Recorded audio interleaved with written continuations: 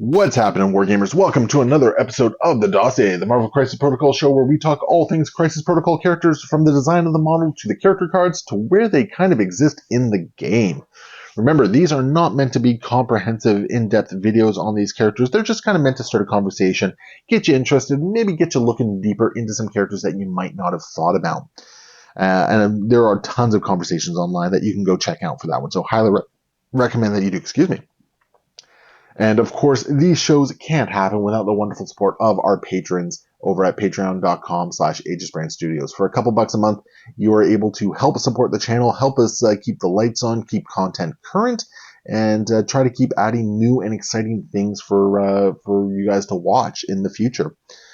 So yeah, can't do it without you guys. So thank you all to everyone who is a patron over there. Today we are looking at Mr. Mortimer Toynbee. Yeah, Toynbee, I think, otherwise known as Toad from the Brotherhood of Mutants. He's one of the two-threat mutants that sees a fair bit of play because he's got a rather good kit here. So let's take a look at his model itself, and we have the tactical wall, which is a nice change of pace from the tactical rock. Just gives a little bit of different texture, a little bit of different height and verticality to the model. So I kind of dig it there. I like it. The model itself, it's got the nice little the toad tongue sticking out there. He's got that pose where it looks like he's perched on it, just hopping down from somewhere, which I kind of dig. He does have some flourishes on his costume that has like that weird sort of like jester look, which, I mean, it doesn't quite jive with me, but it fits Toad, so it is what it is. The model itself, fairly straightforward to put together. The tongue is a little on the fragile side. Got to be careful with it because if you get too high up on the nub there, you can potentially break it there. And I don't like these little flourishes on the gloves and the feet. It's just unfortunately it's a little goofy for me, and my giant sausage fingers made it a little difficult to put together at times. But otherwise, he was a fairly straightforward model to put together and paint. My one big complaint with painting him, he lacks a lot of textures on the model itself. There's a lot of flat surfaces. You can see here I used some contrast paint for the yellows to just kind of get that color that I was looking for here. Just because there's not a lot of interesting aspects of it to paint, but he's a very simple color palette, very easy to paint in that regard. So what does this card bring to the table here? So we have 5 stamina, medium movement, size 2, threat 2, 3s across the board. Now his stamina does go down to 3 on his injured side, so he becomes a little bit easier to take down.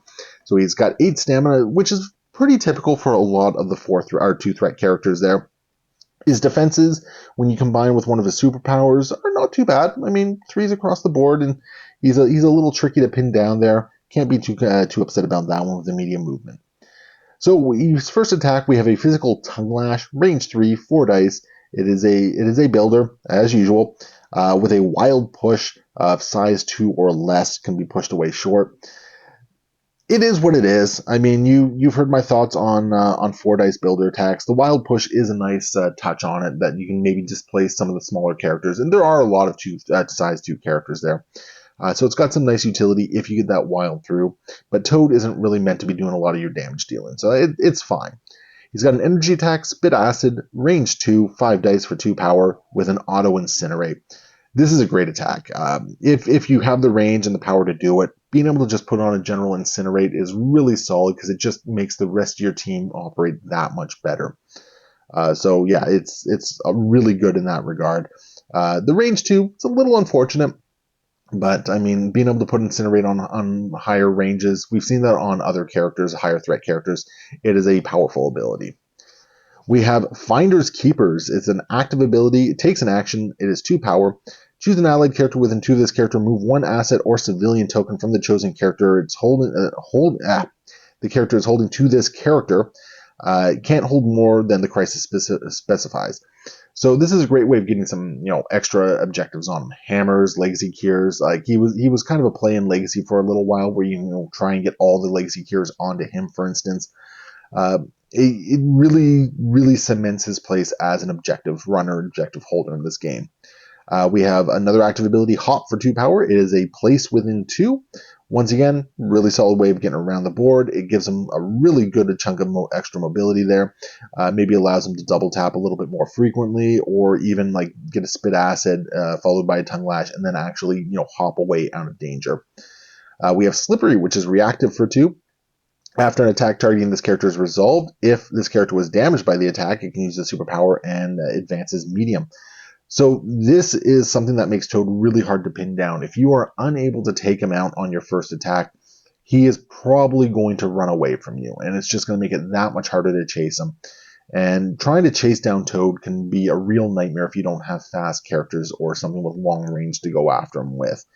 So this is one of his bread and butter things, which makes him so good with the objective game. Next up, we got Prehensile Tongue, which is an innate. He can interact with objective tokens from range 2 instead of 1. This is the other part that makes him so good. He doesn't even have to commit as much distance to getting those objective tokens as a lot of other characters have to.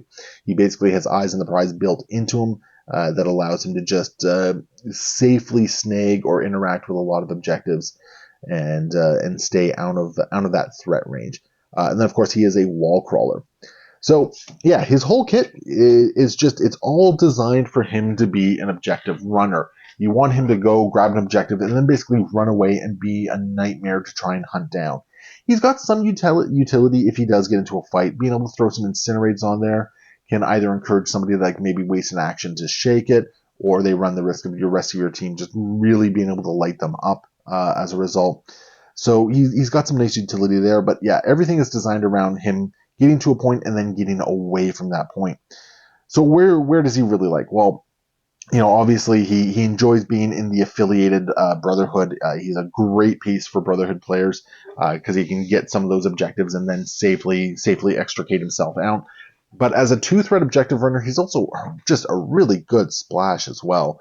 You can throw him into a lot of different forces that you need to be able to safely interact with some objectives or stay off a midline to maybe avoid a deception or an early throw or something like that.